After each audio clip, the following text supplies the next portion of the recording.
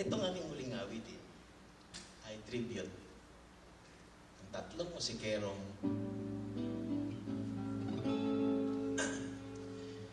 nagsi-second childhood na.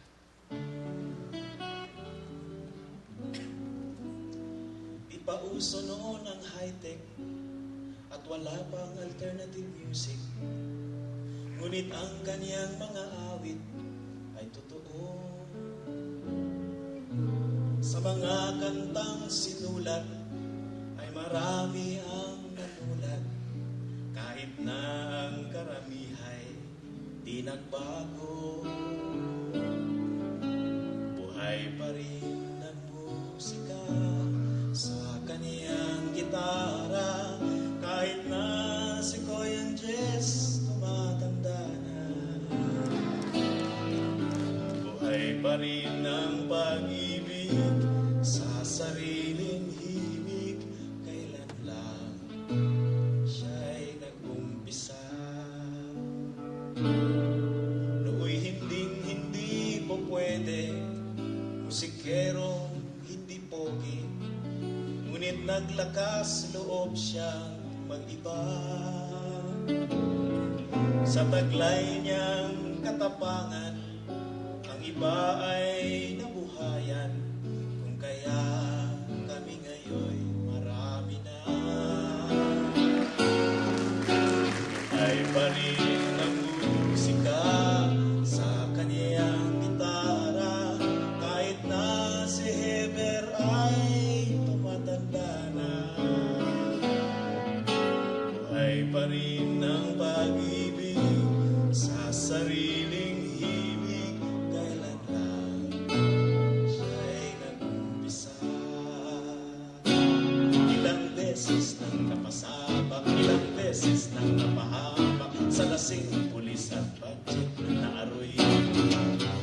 Ilang pwesto na nasubukan, ilang rally na naranasan, ilang konsyerto na ang di natuloy. Pa rin ang musika sa kaniyang gitara. Kahit na si Volga lang nasa Europe na,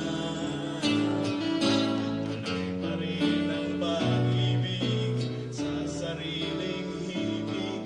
Kailan lang siya'y nag-umpisa.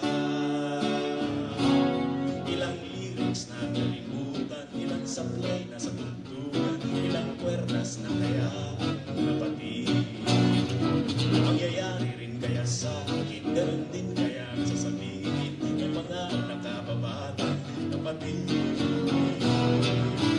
Buhay pa rin ang musika sa kaniyang gitara. Kahit na si Granada'y matanda na, buhay pa rin ang pag-ibig sa sariling himig. Kailan lang siya'y nag-umpisa. Maraming salamat po sa inyo.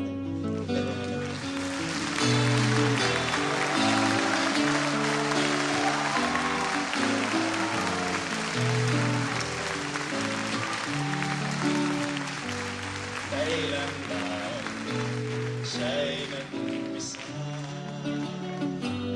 Kailan lang siya'y nag-umpisa. Bakit ba mukha siyang bata pa?